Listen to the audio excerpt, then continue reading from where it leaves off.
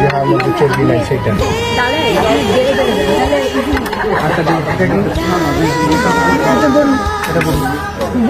একবারে দিয়ে দাও।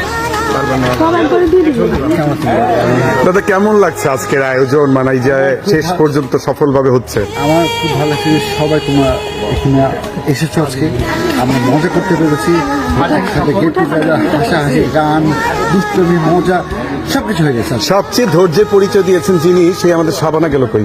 শাবানা আপা, শাবানা আপা মানে শেষ পর্যন্ত উনি, মানে শাবানা বলতে, শাবানা হচ্ছে একটা আমাদের জন্য উদাহরণ, তার ধৈর্য শক্তি এক্সাম্পল।